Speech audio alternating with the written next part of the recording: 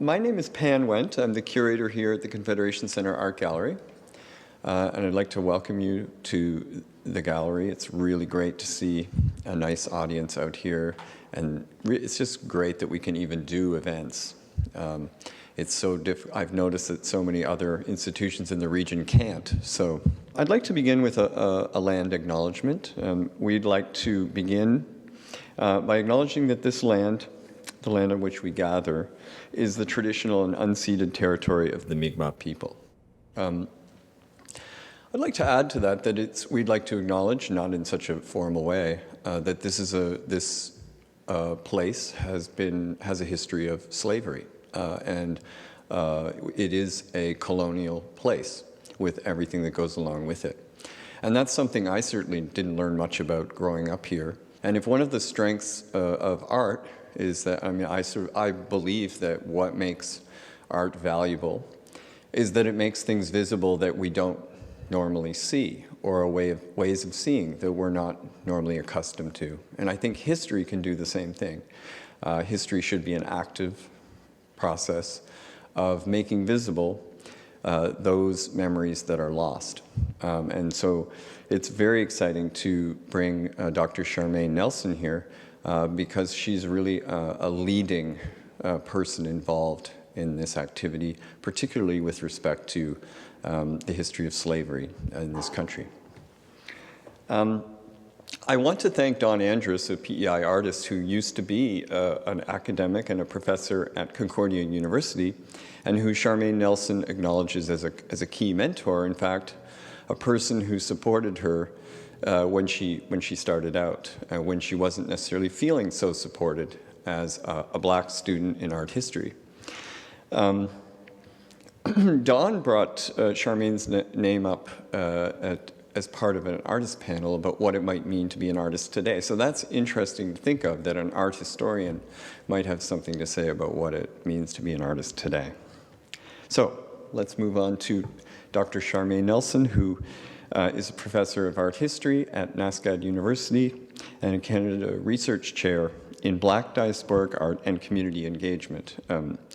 And she will be founding the Institute for the Study of Canadian Slavery at NSCAD University as well, which is the first of its kind. She's the first tenured black art historian in Canada, and that's on any topic, whether it be Roman art or any kind of art. That's kind of an amazing distinction, but also kind of a tragic story in a way, and something that needs to be, and that she continues to try to rectify that inequity in the field. And the fact that she received her PhD at the University of Manchester might be telling in that regard, that she found a place to do her work outside of Canada in the end. She's the author of 7 books. And I want to mention that something that's really key for her, and that's key in that Canada Research Chair title, community engagement, which is that she's a public-facing researcher. That is, she presents on the radio, she presents in other mediums other than just academics giving talks to other academics. And I think this talk is part of that. So it's my great honor to introduce Dr. Charmaine Nelson, and it's really great to have you here.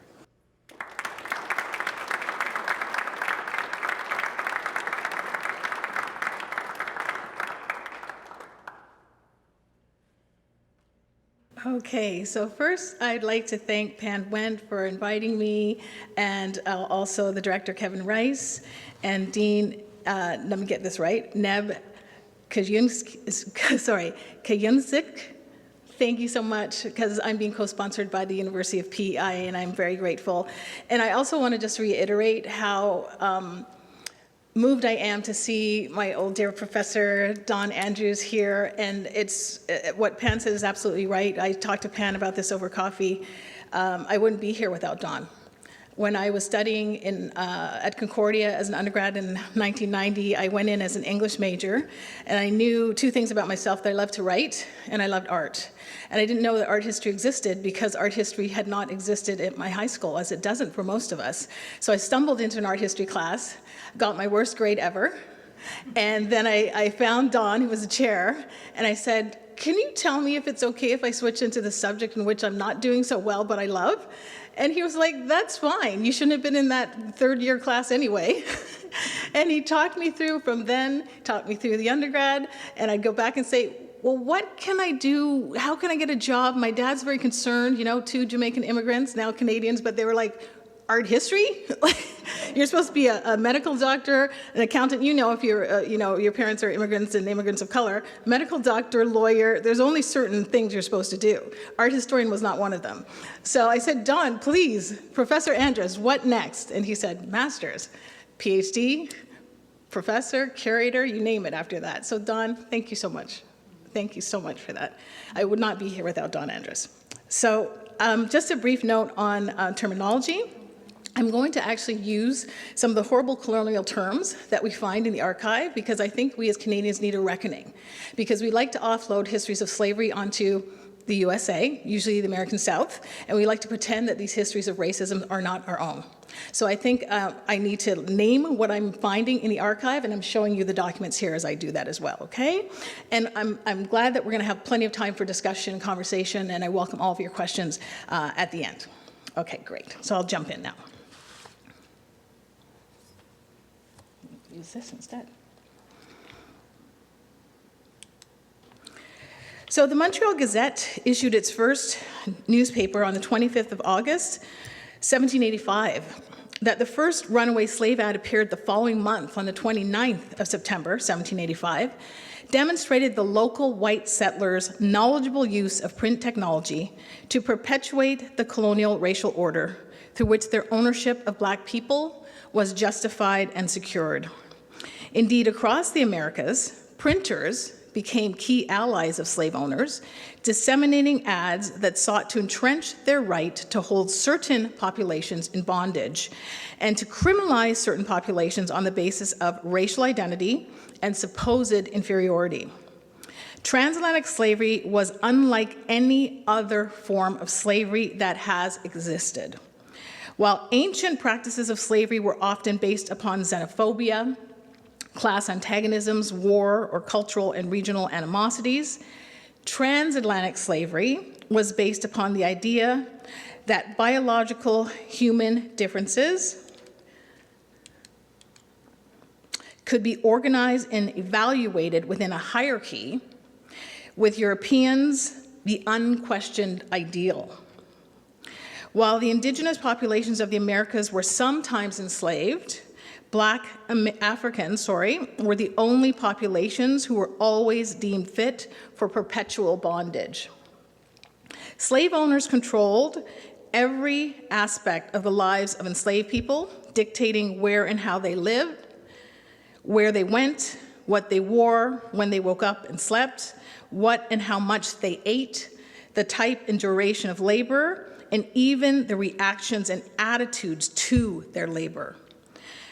African cultural and spiritual practices and languages were often prohibited or policed, African names stripped, and social rituals like scarification banned within one generation of arrival in the Americas. And I show you this here because this gentleman has scarification on his face, which would have been a choice of himself or his community in Africa. So within one generation, slave owners prohibited the practices like scarification. Slave owners even sought to control the intimate and sexual lives of the enslaved, often separating families as punishment or forcing males and females to create new enslaved offspring through systemic coupling referred to as breeding. The extreme sadistic control of the enslaved caused the Professor Olander Patterson to describe slavery as a form of social death, a life in which the enslaved were strategically cut off from their ancestors and their descendants, and through which social access was dictated and controlled by the slave owner.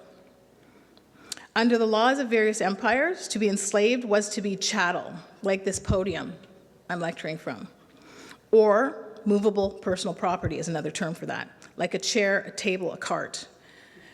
A fact highlighted in slave sale and auction notices.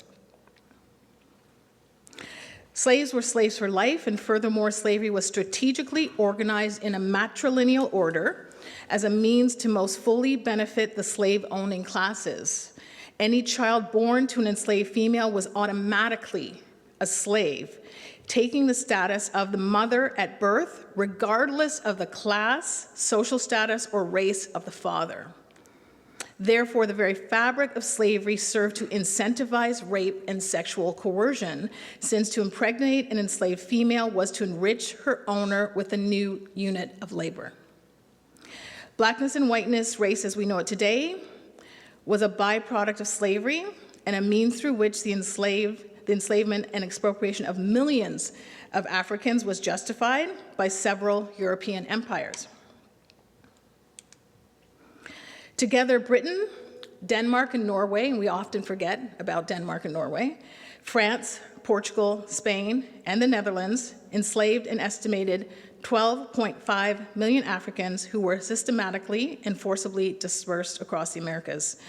During this forced migration, which sometimes began in Central Africa and regions distant from the places of embarkation on the West Coast, it is estimated that over 4 million Africans perished before ever getting on the slave ships. So that is, we rarely talk about those who didn't make it onto the slave ships. Another 2 million were to die aboard the slave ships from illness, the wounds of corporal punishment, murder, and suicide. And this is a topic of the recent CBC and Epics documentary, 6-part series that many of you hopefully are watching, called Enslaved, the 2 million who died at sea. These captives were mainly shipped from the west coast of Africa to various regions in the Caribbean, North and South America, also Central America, including Canada. Although we literally take ourselves off the maps which record slavery, slavery was practiced by the British and the French in the provinces of Ontario, Quebec, New Brunswick, Nova Scotia, including Cape Breton, PEI, and Newfoundland, from at least the early 17th century. Yet Canadian participation in transatlantic slavery is little known both inside and outside of the nation. What replaces it are celebratory narratives of the Underground Railroad and the liberation of enslaved African Americans by good white Canadian abolitionists. And many of us grew up watching Historica Canada 1-minute documentaries or films, and there's a very powerful one that celebrates our role in the Underground Railroad. This lecture then is an attempt to disrupt this narrative by remembering the centuries-long presence of people of African descent in the regions which became Canada. More specifically, I wish to offer an overview of the different aspects of slavery and to ask us to consider not merely what slavery was, but the lives and experiences of the enslaved and the unimaginable harm that slavery caused. In the interdisciplinary field of slavery studies, which is dominated by historians, the tools at our disposal are often both plentiful and frustratingly limited. In many regions, there exist significant holdings of historical manuscripts and published sources about various aspects of the peculiar institution as slavery was known. This is simply because whites who owned human property were historically not ashamed of this fact and documented their ownership of the enslaved, often rigorously, for legal and economic ends. The sources I will draw from then include things like correspondence, plantation ledgers, diary entries, wills, estate records, and bills of sale. However, my main source is newspaper advertisements in the form of notices published for the sale, the auction, and the flight of the enslaved. So there are 3 key types of slave advertisements: sale and auction ads used for the exchange of the enslaved, and fugitive slave ads used to hunt and recapture enslaved people who resisted their bondage by running away. As one might guess, sale and auction notices are often characterized by their brevity and dishonesty. This was simply because the motivation to sell one's human property prompted slave owners to lie about the personalities, behaviors, age, and health of the people they held in bondage in order to dispose of them quickly and to turn the best profit. As such, slave sale ads routinely proclaimed that enslaved people were honest, obedient, healthy, and physically fit. Runaway or fugitive slave ads were another matter altogether.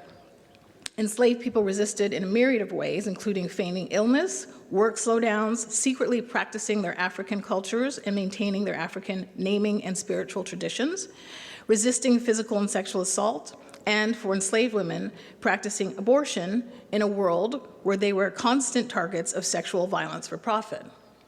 However, one of the most common forms of resistance was running away and trying to escape slavery altogether by removing oneself from one's owner. But because the enslaved were so valuable, they were, okay, which one's mine here? Sorry. Are these both mine, Pam? The one on your left. This one's mine? Okay, thank you. So because the enslaved were so valuable, they were constantly hunted by their owners who benefited from the enslaved person's bondage through the theft of their labor. The notices that owners published in newspapers to recapture the fleeing people were called runaway or fugitive slave ads. So you'll see them discussed under both names. Common throughout the transatlantic world, fugitive slave advertisements demonstrate the ubiquity of African resistance to slavery. Such ads were what Shane White and Graham White have referred to as, quote, the most detailed descriptions of the bodies of enslaved African Americans available, unquote. I would argue that their contention also applies to the regions of the Americas that practice transatlantic slavery in general, particularly places where abolition predated the development of photography. Although published by the slave-owning classes for dubious reasons, because slave owners were so determined to recapture their fleeing property, today such ads have become a key historical source which can assist us in understanding the nature of slavery and the lives and experiences of the enslaved. Slave owners seeking to recapture fugitive slaves employed textual descriptions and standardized images in their ads. However, these textual descriptions were fundamentally visual.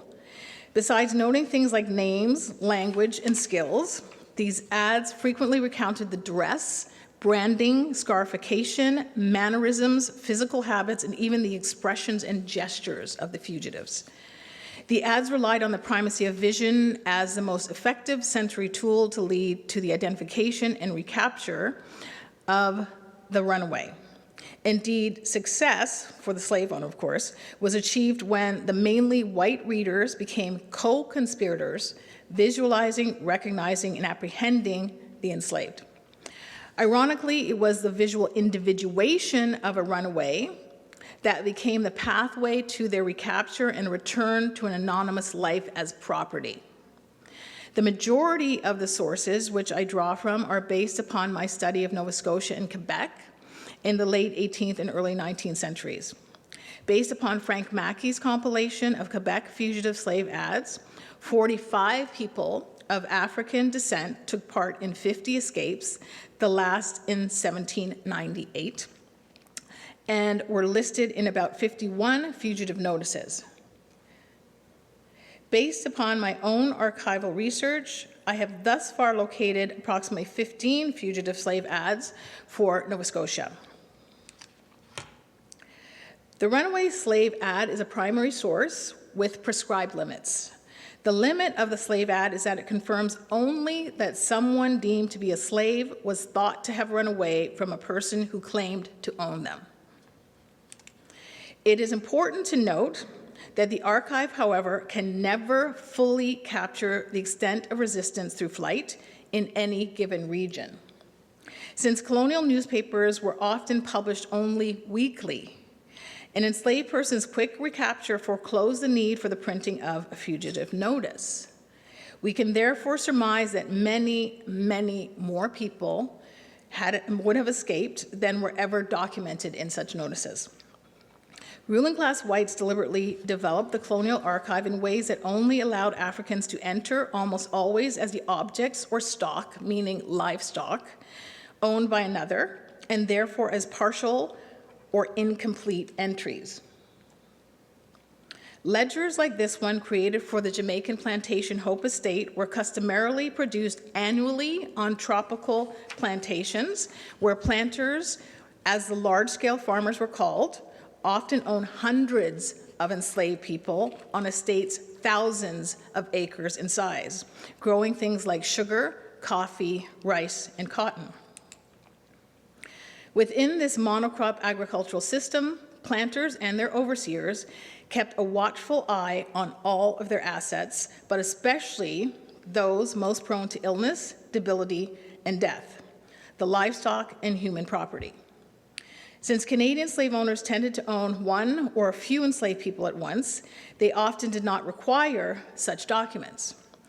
But others, like estate records, wills, correspondence, and bills of sale, were deemed necessary. These colonial archives of European empires, whether held in Europe or their colonies, are defined by the effacement or the strategic partial representation of the enslaved African.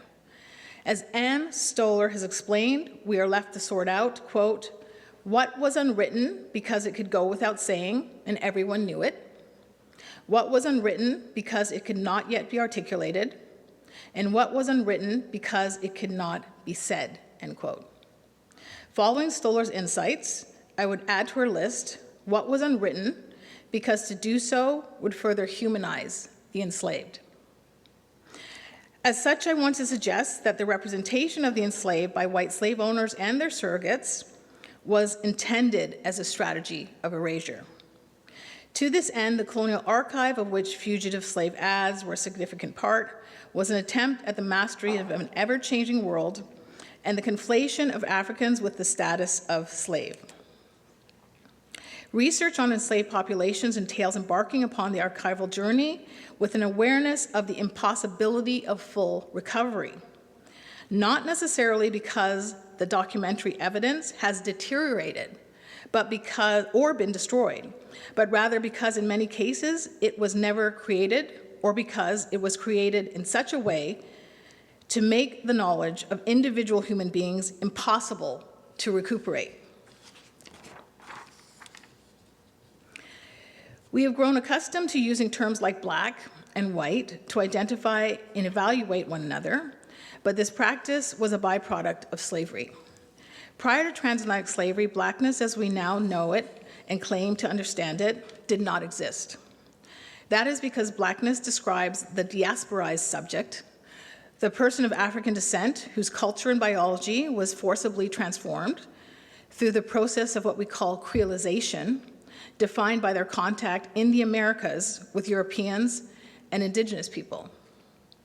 When thinking about slavery, it is useful to recall that blackness was a process of becoming, which began as specific African ethnicities or nations.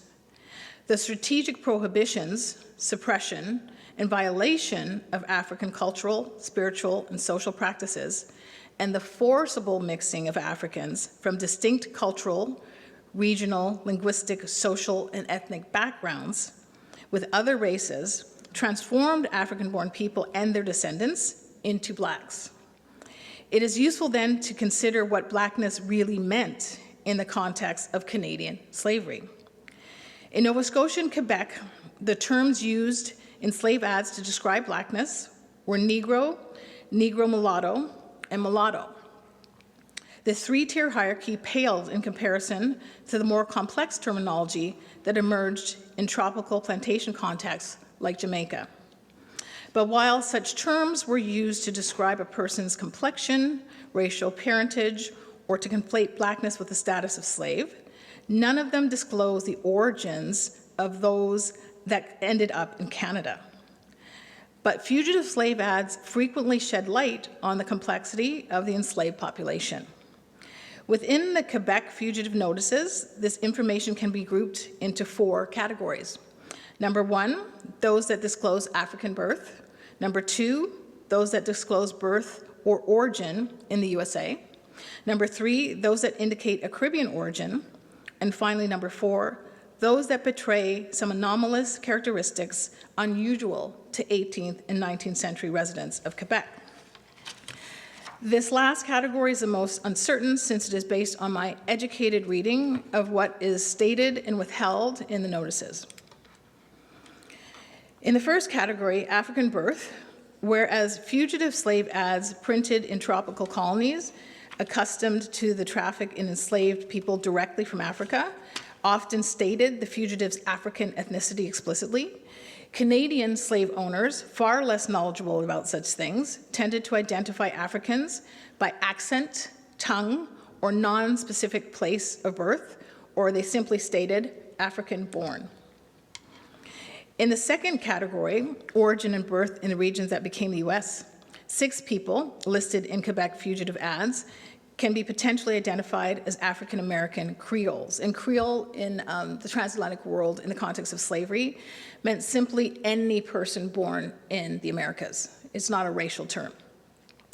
So potentially African-American identification can be made because the notices sometimes indicate the USA not as a place of birth, but as a place of residence prior to Quebec.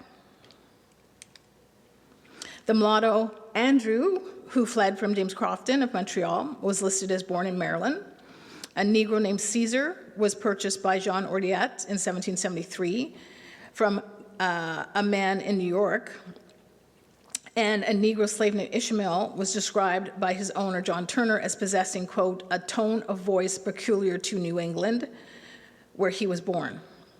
Furthermore, the Negro lad Nemo was described as being from Albany. And finally, a man named Tite and a woman named Ruth, described as a married couple, who were listed in separate fugitive slave notices over 5 years apart, had been both purchased in Albany, New York.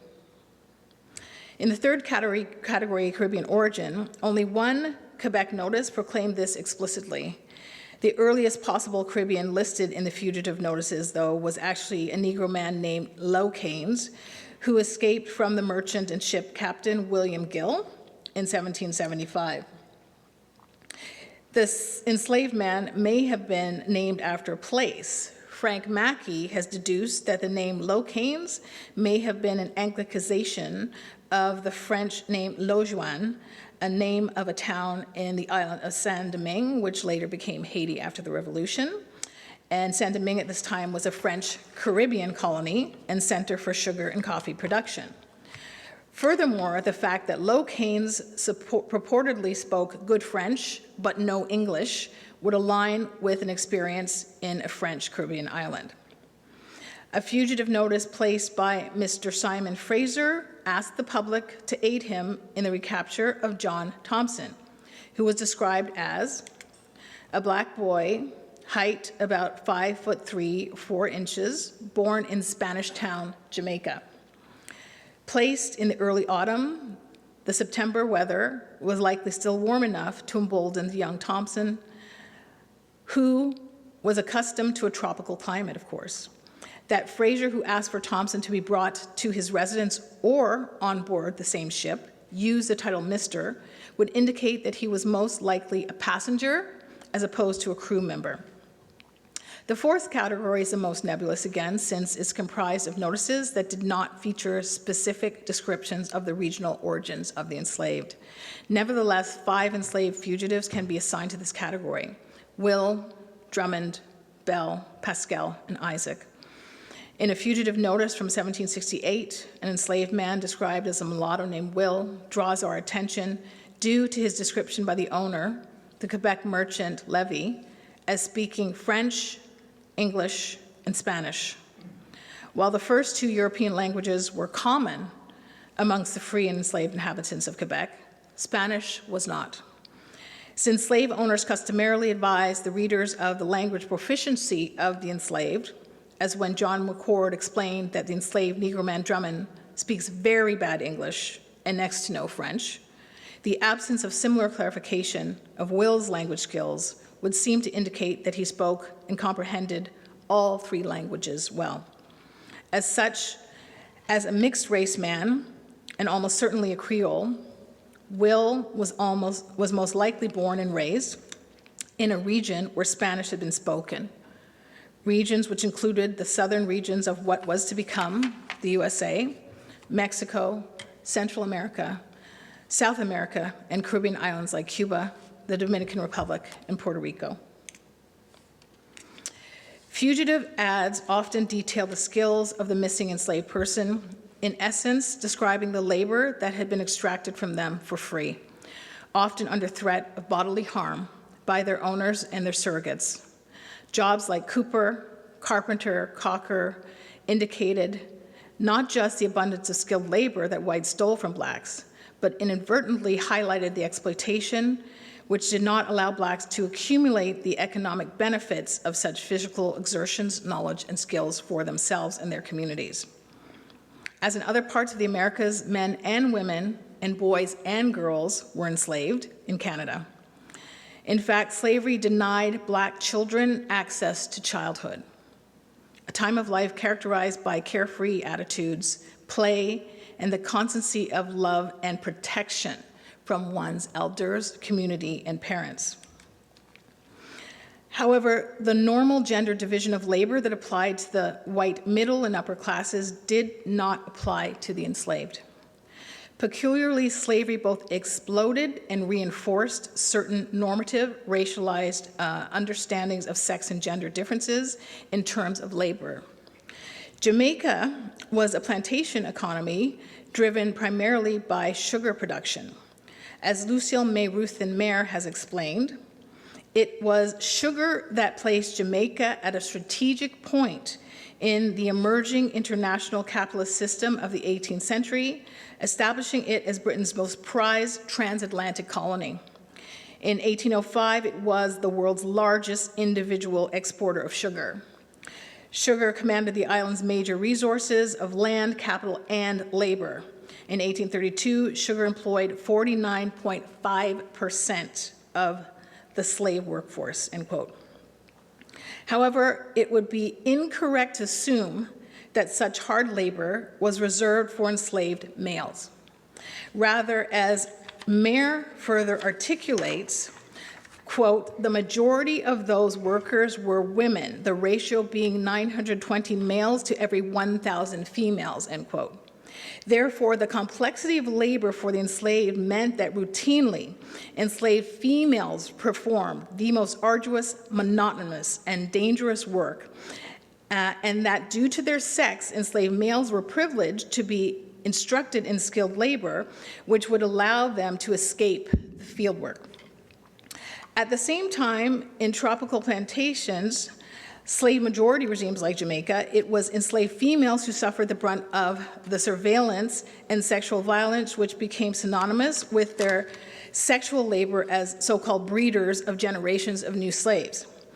While the insidiousness of strategic sexual violence and breeding is harder to retroactively deduce in slave minority sites like Nova Scotia and Quebec, mainly due to the lack of explicit documentation, Jamaican planters like Matthew Lewis openly kept so-called breeding lists, which monitored and commodified the fertility of the enslaved females in his possession.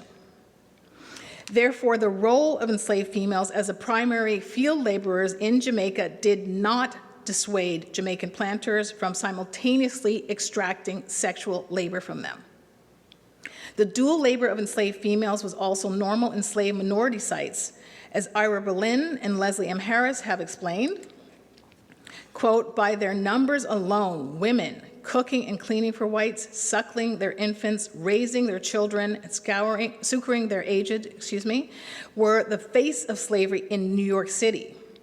Slave women were ubiquitous in the households of New York's elite and common amongst the white families of the middling sort, end quote. Both slave sale and fugitive slave notices placed in the Quebec Gazette mentioned the labor and skills of the enslaved people they described. However, since the detailing of an enslaved person's skills was tantamount to advertising their ingenuity, talent, and intelligence, such descriptions were more frequent in the slave sale ads, in which slave owners were more compelled to present the enslaved person as healthy, trustworthy, and useful property. When an enslaved person fled, owners capitalized upon their wealth, class privilege, and literacy to disseminate their versions of events broadly and to dominate public opinion, normally through a vilification of the enslaved, often by portraying them as cunning and idle.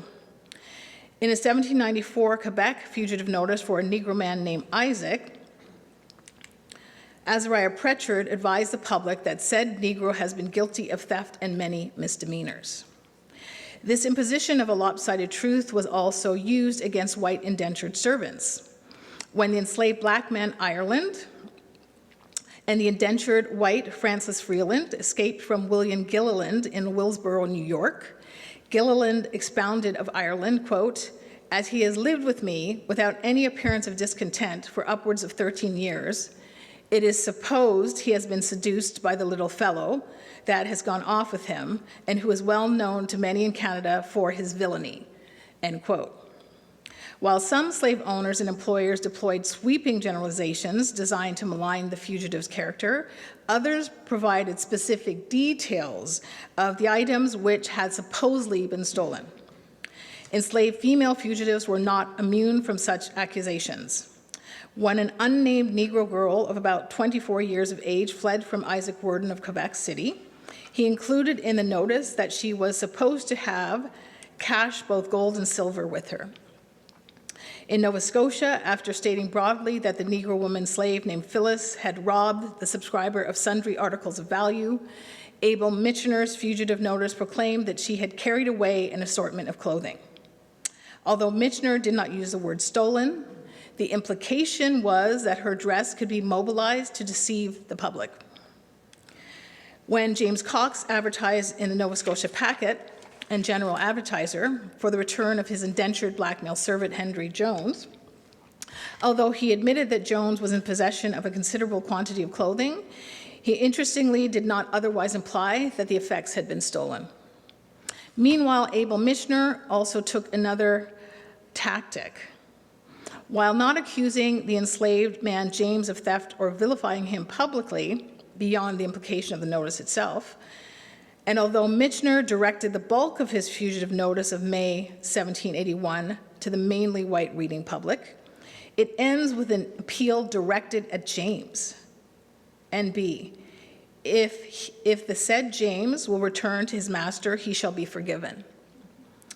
Since the same ad did not appear in the following printing, so the 29th of May, 1781 edition of the paper, it is a very real possibility that James took Michener at his word and voluntarily returned to a life of servitude.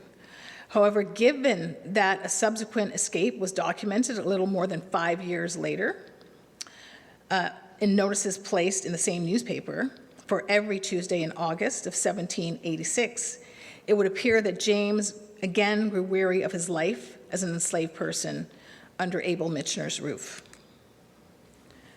Workhouses were the penal institution of choice in which slave owners requested that escaped enslaved people be lodged in the tropical colony of Jamaica.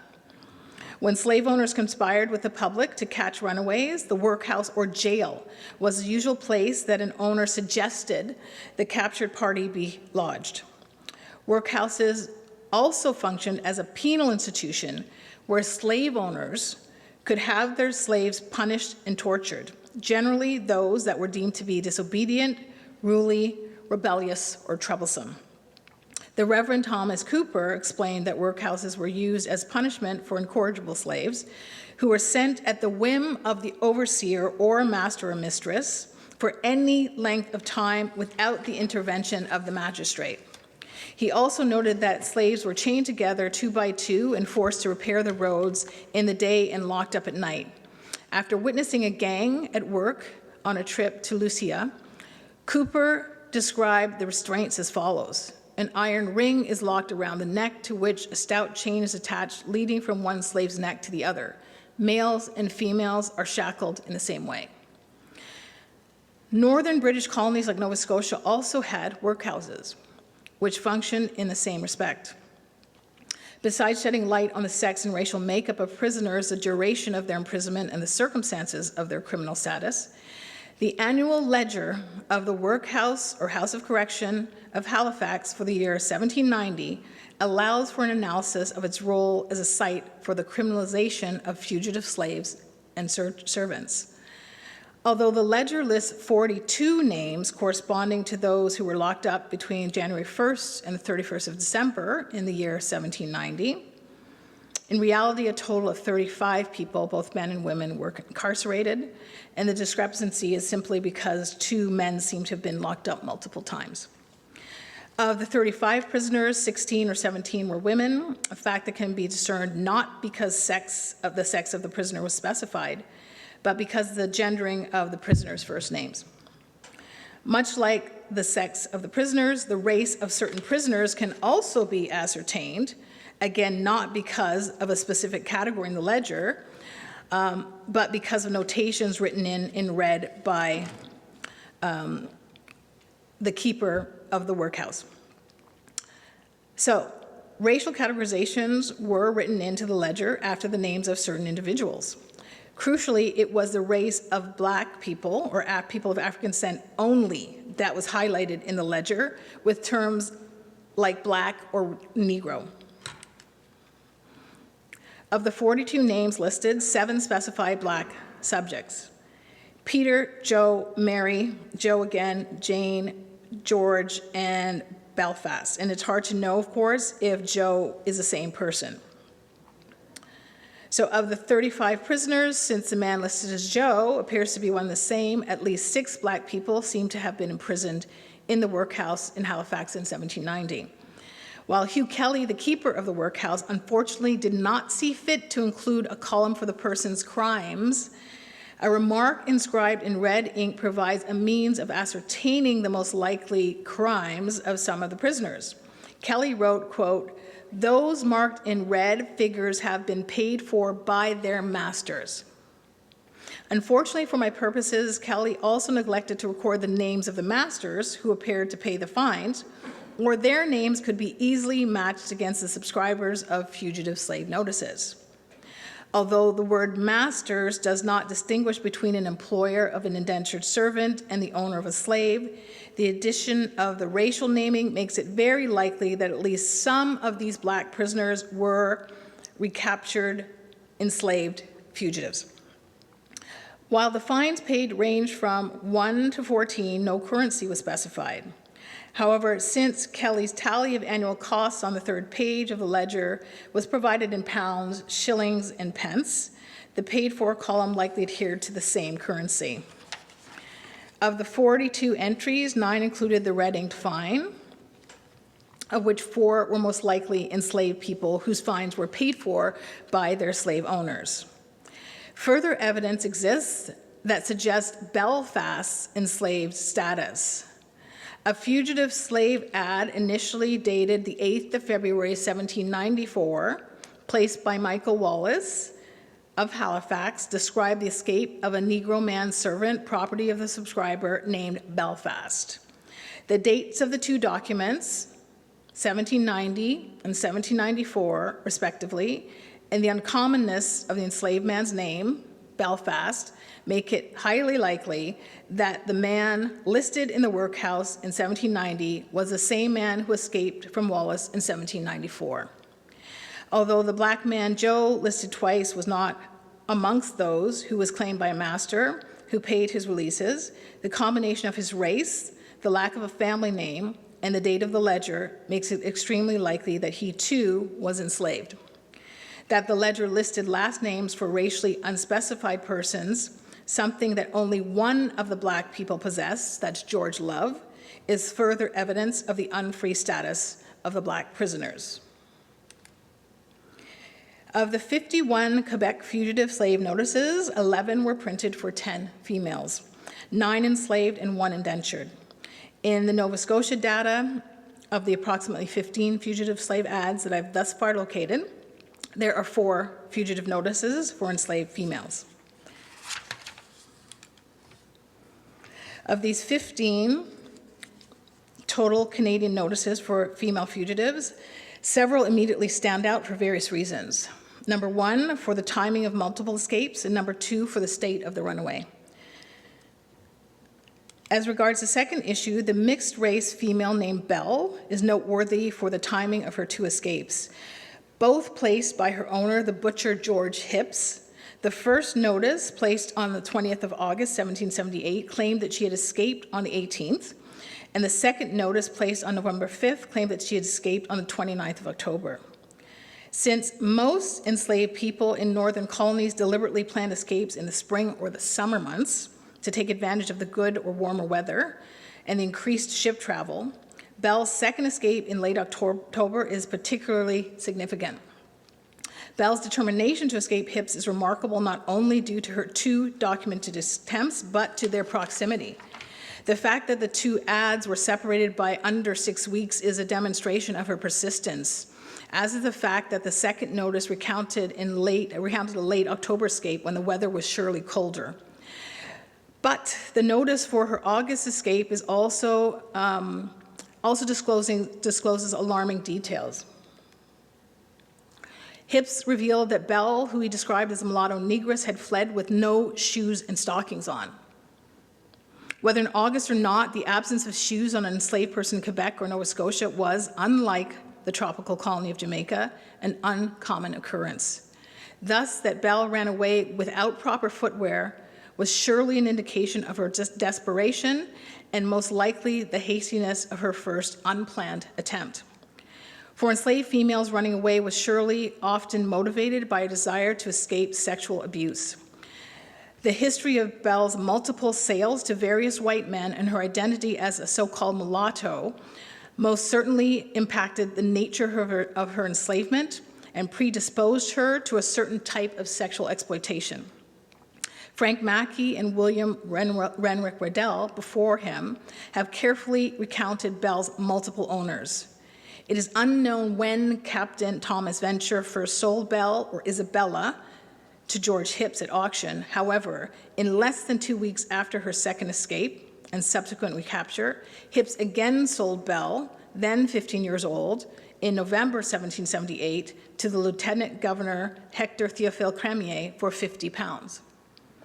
Given this development and the fact that his first notice offered a reward for $4 for Belle's return, Hipps' refusal to offer a reward for her return in the second ad likely indicates his forethought about disposing of her in an attempt to cut his losses and rid himself of someone he no doubt felt was troublesome.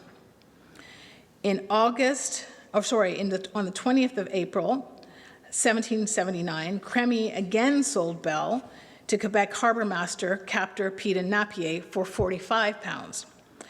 Finally, upon his death in 1782, Napier's widow, Sarah, sold Belle, identified as, quote, a certain mulatto woman known by the name and appellation of Isabella Grant, end quote, to Francis Daniel and Richard Dalton, 2 Quebec merchants, for £52 and 10 shillings in 1783. Therefore, while it is not known how long Hipps held Belle in bondage, or the amount of time she was enslaved by Daniel and Dalton, that Belle was owned by Napier and his wife for under 4 years and by Crémier for under 5 months, may speak to her ongoing pattern of resistance, a trait which made her an undesirable slave. Secondly, the state of the runway is poignantly revealed in the 8th of March 1787 Quebec Gazette ad for the return of a pregnant so-called Negro wench named Bette, about 18 years old, middle stature, speaks the English, French, and German languages well, end quote. Placed by the Quebec City-based West Indian trading firm of James Johnson and John Peirce, like the 1791 notice for Chloe, the ad even detailed the time of day when Bette fled. Bette, too, escaped at night between 7 and 8 o'clock. Her owner's documentation of the timing of her escape to the hour may indicate that her resistive nature had been previously observed and that Bette more valuable due to her pregnancy, was under increased surveillance. That the notice was placed the next day as compared to days or even weeks later, like most other Quebec ads, also demonstrates Bette's value, as well as the specific nature of her circumstances as a pregnant female. As the notice related, Bette was big with child and within a few days of her time. The fact that she chose to flee in an advanced state of pregnancy is surely a sign of some distress with her living conditions, as is the fact that of the 12 enslaved female fugitives of both provinces, she was the only one to run away in the winter, 7th of March, 1787. As an enslaved female, Bette's child, regardless of paternity, would have been born a slave and was to instantly become, like Bette, the property of Johnston and Peirce. Therefore, the urgency of their notice was an indication of the merchant's acknowledgement that they stood to lose not one but two slaves, with the one Bette already proving herself to be particularly valuable due to her fertility. But Bette's escape was unfortunately only temporary. On the 5th of July, 1787, almost 4 months to the day after her escape, a notice in the Quebec Gazette announced the private sale of a stout, healthy, active Negro woman about 18 years old. Like the earlier fugitive ad, Bette's sale notice also duplicates the earlier description of her facility with languages. As Frank Mackey has noted, the trilingualism that in the fugitive ad was listed as a sign of her cunning and a potential vehicle of disguise, in her slave sale ad was promoted, like her other skills, as an asset to her owners. It was surely no accident that Bette's name was withheld in the sale ad. Rather, the anonymous notice may be explained by the fact that Johnston and Peirce did not want the sale associated with Bette's previous flight. Alarmingly, too, the sale notice listed only Bette and not an infant for sale. As Mackey has deduced, tragedy had befallen Bette, who in May 1787, quote, having lost her baby, had been briefly held on suspicion of murdering the child, end quote. Bette's maternal loss makes Johnston and Peirce's pronouncement in the slave sale notice that she was very handy in the care of children seem especially cruel and unfeeling. The scale of slavery in Canada, where enslaved minorities were routinely outnumbered by whites, made it no less violent than its tropical counterparts.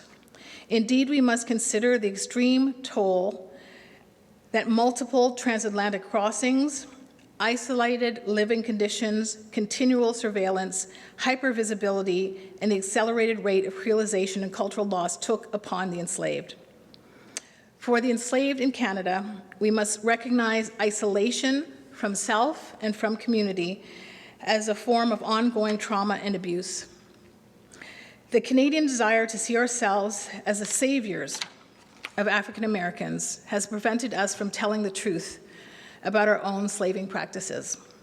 Instead, our investment in the retelling of histories of the 32-year period of the Underground Railroad from 1833 to 1865, instead of the 200-year histories of slavery, has caused us to erase the profoundly colonial history of our nation, and along with it, the centuries-long presence of people of African descent.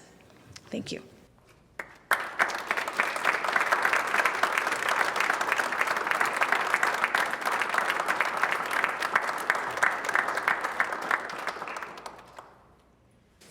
So great, so I welcome questions and comments, and I just want to say briefly, nothing is too basic, because I understand that most of us have never had the opportunity to study transatlantic slavery, much less slavery in our own nation. Okay, so I welcome any of your questions or queries. Did I see a hand over here? No? Who wants to start? Over here? You said at the beginning that there was slavery in PEI, but you didn't talk about it. Can you? Yes, so, okay, so let me just start that by saying thank you for the question. Part of the issue is that there's about, and I'm not joking, there's about 5 people like myself, professors who have jobs in a Canadian university or elsewhere, who are tenured or tenure track, who specialize in Canadian slavery. So we are short of people on the ground doing the work, Okay, there's some brilliant, I should say, community scholars doing great work too. But in terms of people who have access to the teaching of undergrad students, MAs and PhDs, who will go on to be professors, curators, et cetera, there's a handful of us who specialize in Canadian slavery. So what I can say about PEI is going to be very similar to the patterns we see in the Maritimes. So the thing I should say, what we're finding in Canadian slavery is how it varies in many ways from slavery in tropical or semi-tropical regions is it was slave minority, meaning the enslaved became the minority of the population. But we have to completely reject that myth that that happened because Canadian slave owners were somehow more benevolent. That's not the case. They needed less laborers here because they could not sustain an all-year agricultural economy. Okay, so places like South Carolina, Jamaica, Cuba, Haiti, places in Georgia, developed slave majority populations where sometimes the enslaved outnumbered, right? Blacks outnumbered whites because they are importing more or breeding more enslaved people because they thought they needed them to sustain the growth of things like cotton, rice, sugar, coffee. Okay, so that's one thing. So we're going to see less people in general in each household, enslaved people. The other thing is slavery in Canada was more urban, is what we're finding. So you'll notice the ads I showed you from Quebec and from Nova Scotia, people are running away from the cities. They're running from Quebec City in the province of Quebec and Montreal, and then after that is just a very few people who are running from outside of those two cities. And then in Nova Scotia, they're running dominantly from urban centers like Halifax. So I would gauge that what we will find in PEI is the same. They would have been running from Charlottetown or whatever the centers that were considered more urban earlier on, okay? The other thing that we have to dispel in Canada is that slavery wasn't about rich white slave owners. You'll notice someone like George Hips who owned Bell, he was a butcher, right? Tailors, butchers, merchants, sailors, they owned enslaved people, as well as poor Isabel ends up being owned too by the governor. So this is a complete myth that slave owners were only the wealthiest classes of people. They were also middle class or even lower middle class people too, and I think that's also going to pan out in PEI. Now the things that we can't know, of course, are what is the specific nature, let's say, of the labor demands for which PEI slave owners wanted to have enslaved people here? And how would that have differed, let's say, from Newfoundland, New Brunswick, Nova Scotia, Ontario? And that's where we might see, let's say, more extraordinary differences in things like the nature of the labor that enslaved people were doing here compared to another site. Okay? But we need far more students to start helping us working on this in Canadian slavery. And can I just say to the students too, the great thing about specializing in any aspect of Canadian slavery is that your undergrad work becomes publishable. Okay, and I'm not joking. I have a website called blackcanadianstudies.com. I have an open access undergrad student journal. I just published a set of wonderful, incredible student articles where, what did I say? I said to my students, here's your task. Find one Canadian fugitive slave ad from anywhere. Find another one from anywhere in the Americas or in the world, okay? And pick a theme that runs through both. For instance, 2 females escaping with small children, right? Or 2 slave ads where there's a woman or a man wrapping their head, preserving some type of African cultural practice. And write an essay, a comparative essay across Canadian and other site. So I've published these on the website. Instantly, my students are now experts. They're the go-to people in some of these categories because, for instance, besides myself, it's me and my students who have written about slave dress in Canada. That's it. And these are undergrads publishing. Okay, so I encourage the students who are looking for topics, plenty to do, and plenty untouched, completely untouched, where in other regions of the Americas, you have established subfields of slavery, like the study of what were the enslaved people eating, for instance. Right? No one is studying that yet in Canada. We don't know about enslaved people's diets in Canada. Okay? So just to throw that out there. Thank you so much for that question. Here? I was just wondering if you talk a little more about how you maybe reframe the information that you look at, because I mean, even just seeing these ads, they're kind of hard to read because they are so objectifying, and it must be strange to be immersed in that. So can you talk a little bit about, I see you gave us the narrative of Belle, so Right. you've humanized that person for us over time. Right. Can you talk a bit about what goes on there? Thank you so much. Yes. So, all right. So I think it's important for me too. Okay, my parents were both born in Jamaica. They're Canadian Jamaican. They moved here in 1969. For me, I grew up in a household where I can't tell you the first time I heard the word slavery. I can't pinpoint it because they were having these conversations around us all the time, me and my two sisters. And they were having conversations too about all the flaws in the very colonial education that we're getting in the white-dominated school systems that we were going through. So they're constantly having to correct what we were being taught at school in terms of not seeing ourselves in the curriculum and being taught things that were just false in the curriculum. So for me then coming to this, part of my orientation is I see my job as recuperating the lives and experiences of the enslaved because I know without a doubt both sides of my African Jamaican ancestry, I go back a certain amount of generations, I hid enslaved people. And I understand too, I get the question often, how can I do the work? Because you see the work is it's very painful, it's very heavy. But for me, how I navigate that is to always think that if I would not be standing here today if my ancestors didn't survive the Middle Passage, literally. My ancestors were some of those who made it off the ship alive, or I would not be here. So for me, I take this as a privilege to be able to do the work and never to be able to speak for the enslaved, but try my best to recuperate what their experiences could have been like, right? To look for their voices, to look for places where I can find them. So you're right. The reason why the fugitive ads to me are so powerful is because you'll notice they're very dubious, of course, because of course the enslaved people, they would never have wanted to be represented in these ads. And there would have been circuits of knowledge, even if the enslaved were dominantly illiterate, there would have been networks where people would tell them, listen, so-and-so is hunting for you, hide over here, right? We know that to be true. It's hard to recuperate in any detail, but we know that to be true. So when I think about that too, when you look at the ads, they're of course dubious in their source, but these owners are so desperate to get these very valuable supposed objects back that they're saying all this stuff is completely putting turning slavery on its head, right? So when you're saying, for instance, that the person has 3 languages, right, and all these skills, do they really need to be civilized by you? Do they really? No, they don't, right? So here's the thing. At the end, when abolition is on the rise in the same century, in the 18th century, the abolitionist anti-slavery advocates start to reprint these ads verbatim. They don't change anything. They don't have to. They're like, this is not a civilizing mission, people. Look, they're saying about the branding, the whip marks on the body, the scars on the body. There's one for this girl named Thursday that placed in Halifax by this man named John Rock. He actually says the woman has, or sorry, the girl, she's probably a young girl, but he says in the ad she has a bump above her right eye. What do we think the bump came from? It's probably not a birth defect. It's probably he hit her in the head shortly before she ran away. And he was operating with such impunity that he did not care that he would print this in a newspaper, right? Because it was just fine. And people just understood that this is what you can do to an enslaved person. So for me then, within that then, with all the violence and the horror is also these glimpses of the deeply sophisticated reasoning, the logic, the intellect, the perseverance, the resistance of the enslaved people, right? So it's like the actual document's fighting with itself. So that's where I try to focus and I try to center that and try to find the person that way.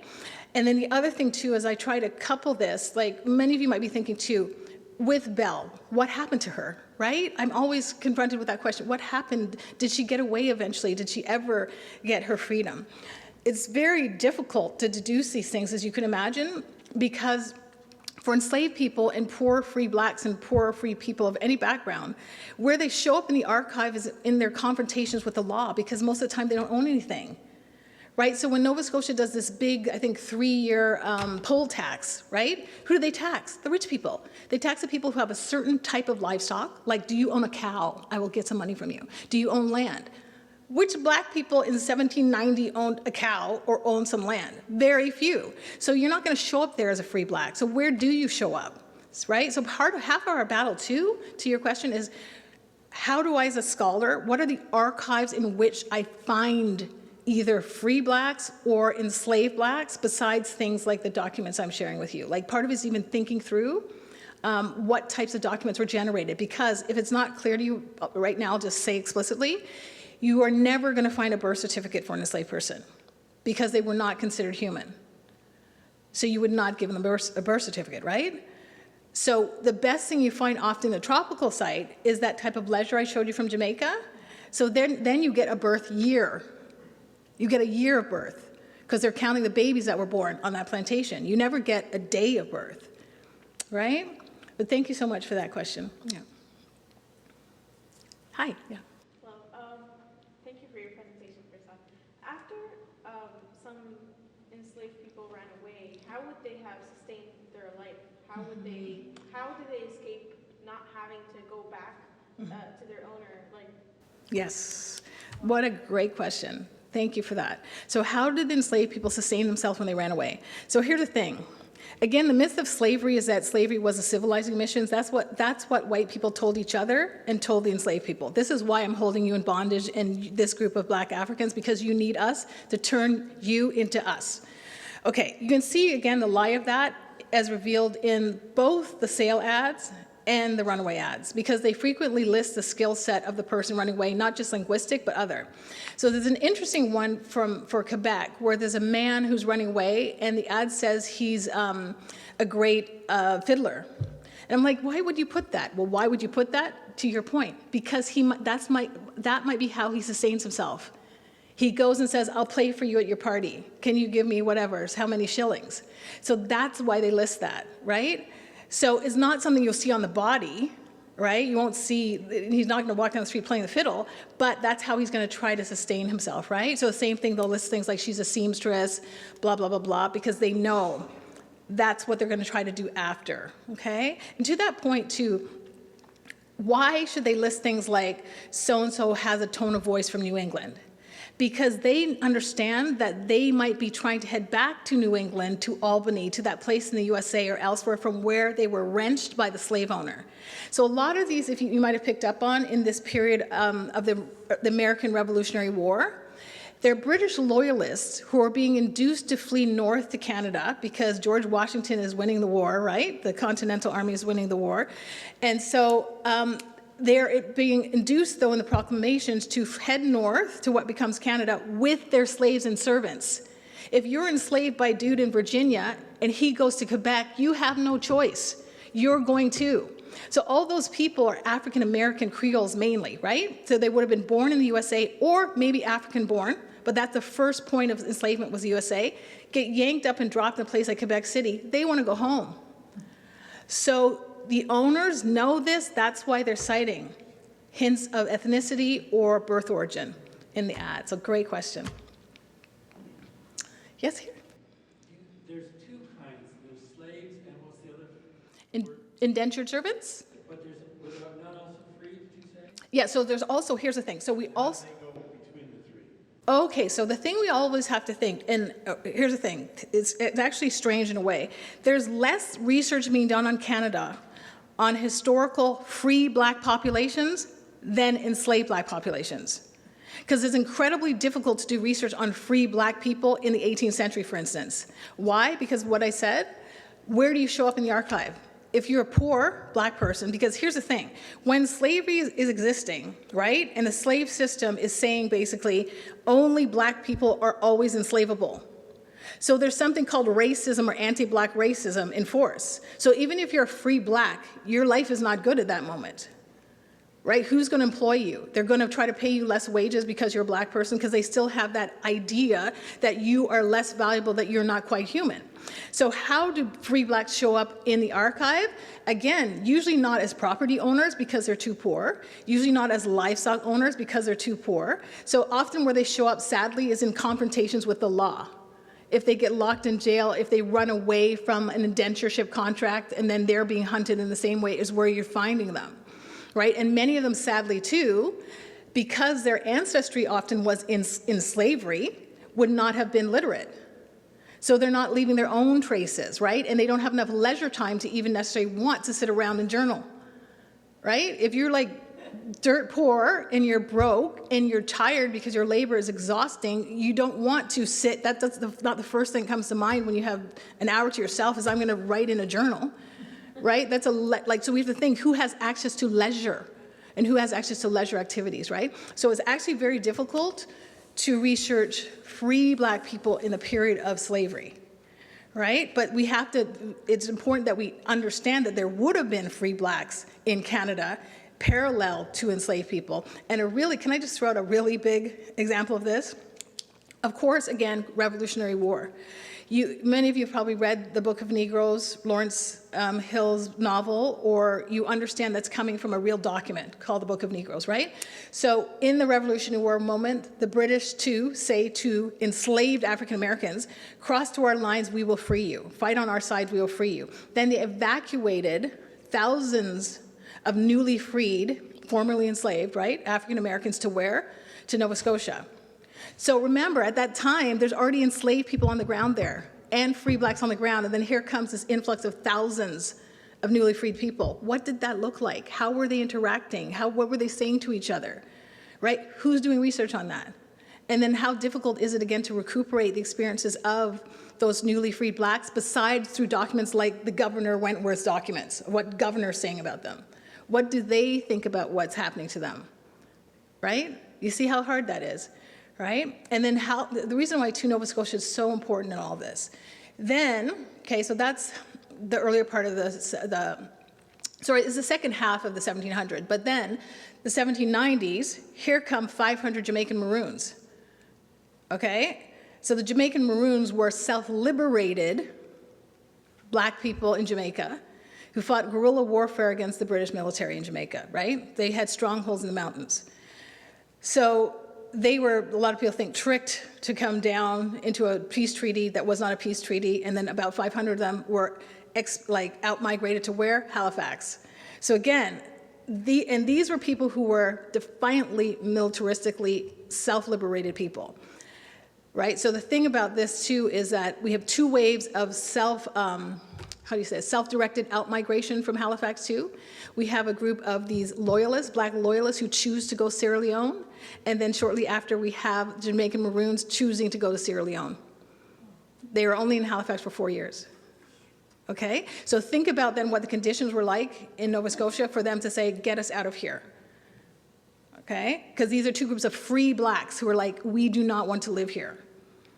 Okay? So to complicate, Nova Scotia is a very important site in the history of free black and enslaved black life and experience in this country.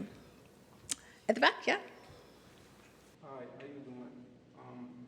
First, I want to say thank you for coming here. We do not have much of these type of open talks and discussions like this in Prince Edward Island. My mom was born in Jamaica. My father was born in the Bahamas. Wow. So when you spoke of the Middle Passage and all that, I feel that. Yeah. I have a British last name. Yes. And what I'm finding is sometimes it's difficult to find information.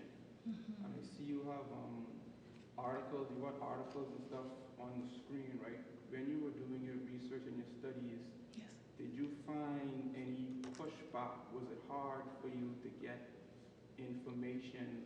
I heard somebody ask about slavery in Prince Edward Island, right? Right. Sometimes some information is intentionally hidden, or persons may not want it to be known, to be spoken about. Because recently I just found out where my mom's lineage and stuff came from before Jamaica. So, it's been a information journey for me, right? And I just want to know, in terms of you researching your information, what struggles you had, obtaining your stuff, presenting your stuff, like that. Thank you so much for that question, and thank you for sharing your own background. I really appreciate it, and thank you for coming out today. So really powerful, important questions. Okay, so where a lot of the documents I'm showing you come from, so here's the thing. Think of it this way. British people and Europeans in general were extraordinary archivists. They wrote everything down. It's just what they wrote down and why. As I said, what would you write down about an enslaved person if you want them to be considered subhuman? Right? So again, you don't give them a birth certificate, right? But here's the thing, with a lot of the British thing, anywhere Britain colonized, a lot of that, duplicates, were sent back to London. So sometimes I go to the British Library, and the British Library has things on everywhere Britain colonized. So sometimes I go there to research Canada. I go there definitely to research Jamaica, okay? Other things too have been dispersed. So the Hope Plantation Estate record I showed you, that's actually in California. It's San Marino, California, because the man, Huntington, who established that library, first it was his private library, right? A rich man who made money off of the railroad. He was an Anglophile. So he collected all these things to do with the British Empire. So they have collections there about the Anglophone Caribbean. Okay, so that is just a basis of practice and searching as a scholar. You get to understand where things are deposited for your regions and your periods of inquiry. Now, in terms of Canada, all of the Quebec notices that I showed you, so Montreal Gazette, Quebec Gazette, they're housed in places like the BANQ, which stands for Bibliothèque et Archives Nationales de Québec. So the Quebec Provincial Archives has the microfilm reels. The sad thing is they're not yet digitized. So because I'm lucky, I'm a professor, I win funds from, thank you, Shirk, Social Sciences and Humanities Research Council of Canada, I have to say their name. Why? I was able to pay a graduate student to go and digitize the articles. But the articles are actually in Appendix 1 of Frank Mackey's book, Done with Slavery, which is about slavery in Quebec. But he actually transcribed them. I wanted to see them. Because as an art historian, you can see too, I'm also interested in those icons in the corners. Okay, because I want to understand the evolution of the icons here, because they're unlike the icons in other regions. So my student was able to go and digitize those. Okay, Halifax, the ads that I have from Nova Scotia are in the Nova Scotia, what do they call themselves? NISARM, Nova Scotia Archives and Records Management. That's on Dalhousie campus. Again, sadly, they're on reels. So I, again, thank you, Shirk, had the money to, when I was based at McGill, my previous job, fly here and actually spend like a whole month in 2016 just going like this on the microfilm. Has anyone ever worked on microfilm reels? It's difficult work. You need to be patient, right? And the newspaper is about 3 pages long, and you're just hunting for, you can't just look for the icon because some of them don't have the icon. You have to be very patient, look for things like Negro, mulatto, fugitive, right? And just patiently go through, and then I've been digitizing those. So every province that I'm talking about that had Canadian slavery, that practiced slavery in Canada, Ontario eastward, in the provincial archive should have newspapers that have ads like this. Okay, so for PEI, it would be, where would that be? Where's the provincial archives? Anybody? Right over here? Okay, students, let's go, right? So you have to go and you have to figure out, now what you're looking for in Canada, remember, in Canada, slavery was abolished in 1833 through an act of parliament in London, England. So we had to stop slaving because Britain said so. So you're looking for newspapers that were printed prior to 1833. Okay, so you always then, when you're dealing with slavery in different regions, you want to know the dates of abolition so you can pinpoint the dates you're looking in. Okay, so for us in Canada, it's always 1833 and earlier you'd be looking in. Okay, and it'd be great if you had some, again, late 18th century stuff because you're going to find stuff in there. Okay, but to your point, very important point, the pushback is there, it's real, okay? To the point where, okay, a place like NISARM in Halifax, they're brilliant.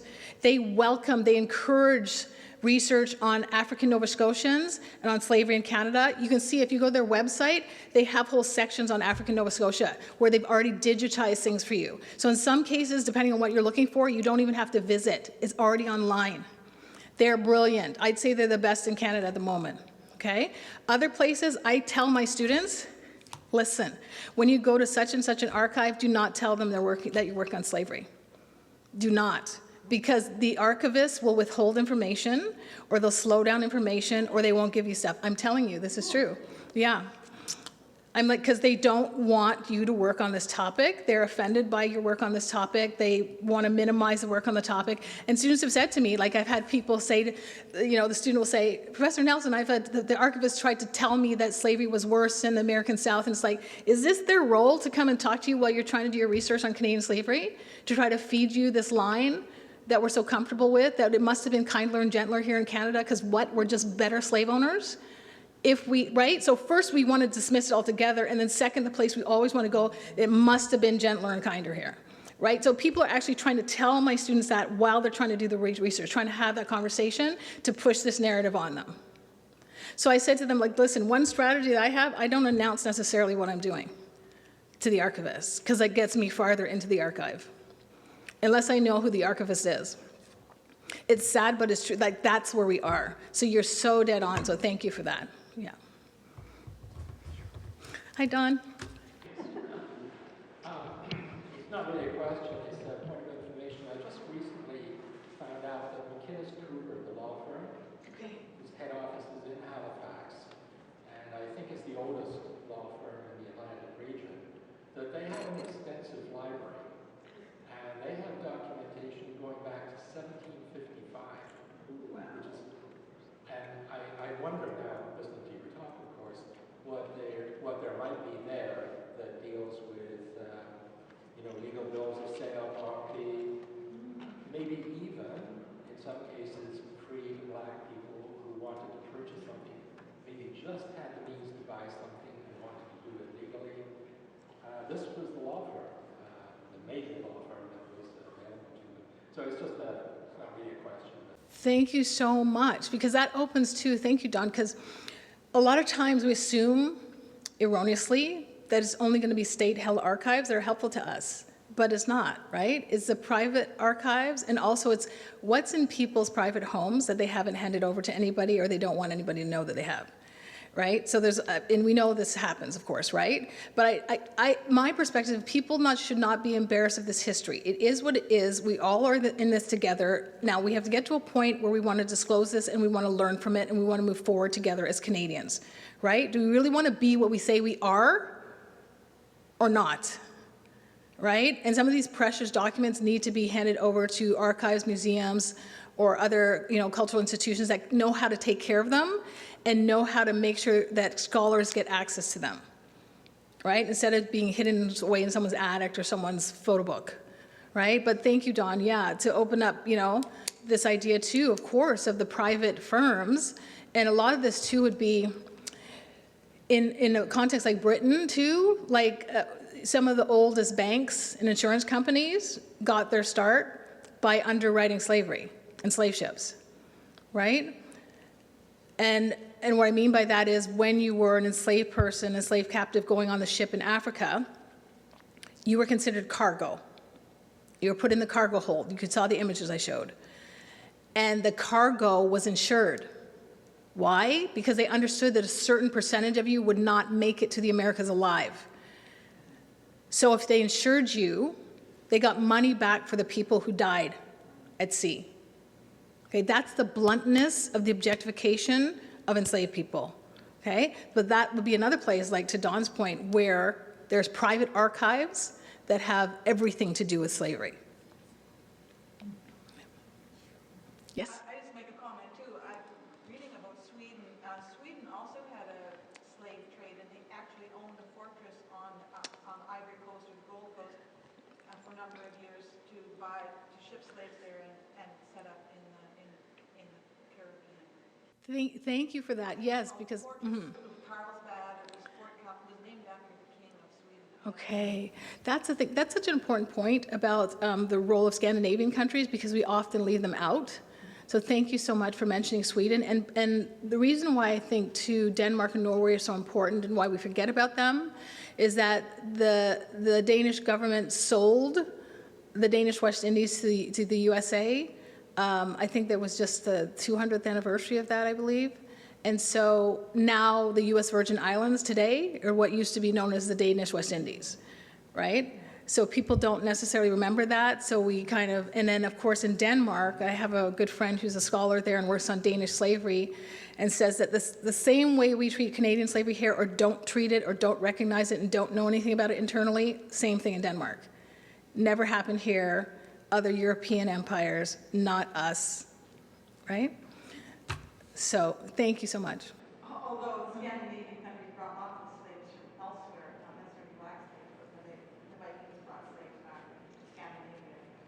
Right, but I'm focusing on transatlantic slavery, which is the race-based form of slavery, right? So at the beginning, I did try to distinguish between, because there's a lot of other forms of slavery that were not chattel slavery, meaning you were enslaved for your life, it didn't attach to your children, and it didn't sever you from your ancestry. Okay? The thing about this type of slavery is that it created terms like black, white, indigenous, and also the matrilineal order is very deliberate, right? Because then literally enslaved females were heirlooms. They made new property for you. So you'll see this too in the pricing of enslaved people. Young, fertile girls and young women would be worth more because the slave owner would understand they would get more enslaved laborers out of that female. Okay, that is not true of other forms of slavery. Over here. You mentioned there's no birth certificate. Yes, in general, for enslaved Is people. there any documents that talks about death of a slave, or was there rituals or like cemeteries where Yeah. I wonder what happened if there was any trace of their life? Yes, that's such a great question. So what about the death of enslaved people?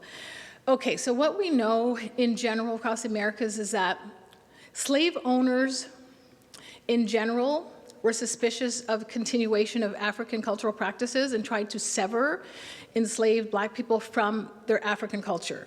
So they'd often place prohibitions, even if they weren't laws per se, on a certain plantation or a certain slave owner would say, you cannot practice your spirituality anymore, I'm gonna forcibly Christianize you. So here's the thing, there's some, I think misunderstanding around what it means to find a baptismal record for an enslaved person. Some people are like, oh, how good, they were making them Christian too. It's like, are you kidding me? Do you think this person had a choice? The enslaved person would never have a choice. They say you're going to be Protestant, you're going to be Protestant, the end. And then you have to go and sneak and hide and try to retain and practice your spirituality. Now think of the difference between, let's say, if you're an enslaved person in Jamaica, trying to do that on a plantation that again is thousands of acres inside with hundreds of you, there's a chance you can pull it off. Because you will find someone else from your specific ethnicity and birth origin on that plantation who remembers with you, who remembers your language, your cultural practices, your spirituality. Canada, good luck to you. Good luck to you, especially if you're African born in Canada, trying to find someone else who speaks your same language, who remembers that practice, who remembers the practice of scarification. So that's why I say, when we say, oh, Canada was kind and gentle, really? Like, isolation is a form of trauma. Do we understand what that means? Like, you're severed and there's nobody like you in this diverse group of people called Black. What then do you become culturally, right? So to your point on death, some places in the Americas has racially segregated cemeteries. The Black cemetery and the white cemetery. Okay, so sometimes Black people weren't allowed to be buried in the consecrated ground of the white people, okay? And then, but there will be death records because you're a piece of property that's passing out of the estate. That's the heinousness of it. Right? So there's a cemetery record, but usually, again, it's only your first name as an enslaved person because your last name is the name of the person who owns you. She might like get Joe buried in plot whatever in such and such a cemetery. Joe who? Well, good luck finding out unless you have a trace of the owner's name in that entry. You see the difficulty there? Sometimes these, the closer you get to the abolition of slavery, the more desegregation would have happened. Similarly, too, to your point with hospitals. Some hospitals, like for instance, Hôtel Dieu in Montreal, allowed enslaved people to be treated there. Other hospitals were considered white hospitals, enslaved or free Black people, you're not getting any treatment. So healthcare then and access to doctors, physicians would be, again, at the whim of your owner. And think about how important this was in 18th century, 19th century when you have these massive outbreaks of things like smallpox. It's like, do they want to get you treated? Will they get you inoculated when that becomes available, or do they choose not to? Right? And we can't assume yes because you're valuable property. No, that's not always the case. Sometimes they think this is not money well spent. It might be cheaper to buy a new enslaved person, right? So yeah, so records are hit and miss depending on the nature of the segregation of practices like cemetery and burial in the region that you're studying. Yeah, but that's another excellent way, another set of documents for us to look at. Because here's the thing too I should mention, the records often say Joe Negro buried in this plot. They'll name the race, just like the workhouse records say Negro Black for those who were Black entering into the workhouse in Halifax in 1790. Hello? Yeah. Why do they say Negro and Black? Was there a difference in those two terms? I mean, there was. They used the different terms. Well, here's the thing. Yeah, so it's unclear if Hugh Kelly is just using two different terms, what he thinks is the same thing, or if there's a assistant or someone else, another person in the workhouse who's also notating along with him. But here's the thing where it's difficult. The term Negro is complex because in places like Jamaica, Negro came to mean slave. So planters in the ledger, like I showed you for Jamaica Hope Estate, a planter would say, I'm counting my, and this is the bluntness of the horror of the colonial terms, I'm counting my heads of Negroes on January 1st, meaning all my enslaved people are considered Negroes. The term Negro in that case means slave. It doesn't tell you if they're African-born, if they're Creole of Jamaica, if they're Creole of another island. It means you're a slave. But Negro also meant, when I showed you the terminology, Negro also meant Black, African, unmixed with other races. So it depends on the context where you find the term Negro. So when, let's say, we have an ad from the Quebec Gazette saying a Negro is running away, you have to think, are they saying this person is Black, or are they also trying to indicate to us that this is not a light-skinned person because this person is not mixed with European or Indigenous ancestry? See what I'm saying? So it's often you can't tell from the document, you can have to piece a context together around the document.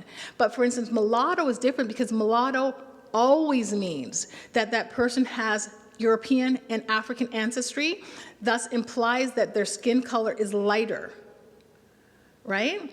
And in the strictest sense, mulatto meant one Black parent, one white parent, right? But it also got thrown around just as a mixed race person, European and African ancestry.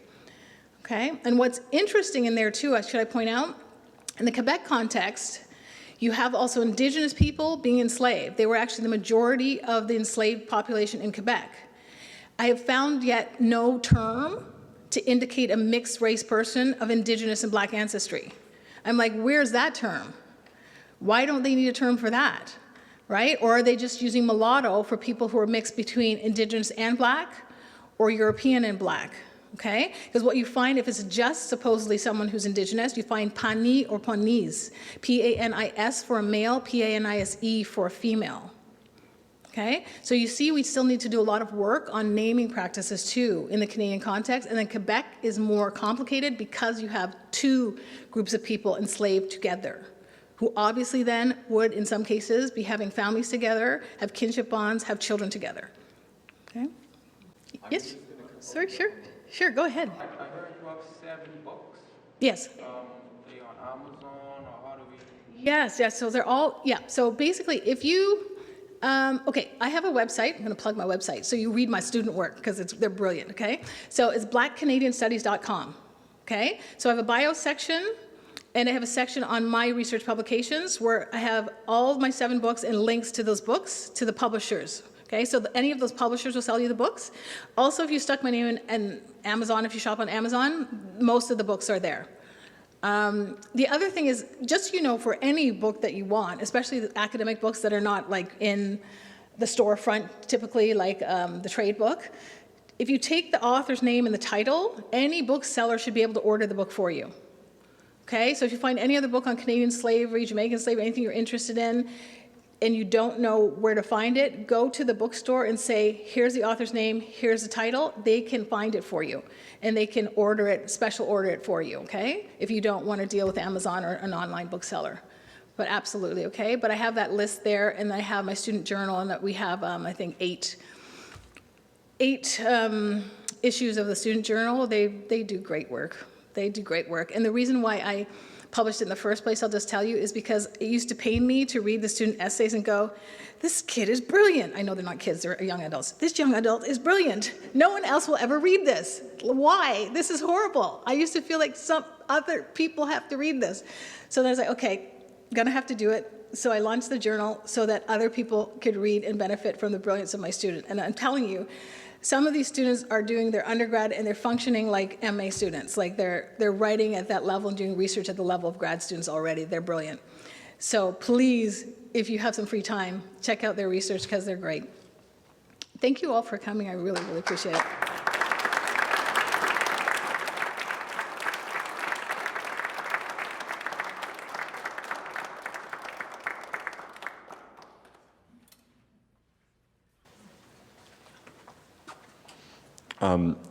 Thank you, Charmaine Nelson, and we hope that we're really hoping to continue working with her on future projects. I just want to call to the podium for one second the Dean of Arts at University of Prince Edward Island and Professor of Philosophy, Dr. Neb Kuyundzic. I just want to say that this is a collaboration between the gallery, Charmaine Nelson, and UPEI. So UPEI is an important partner in this talk. Neb Kuyundzic.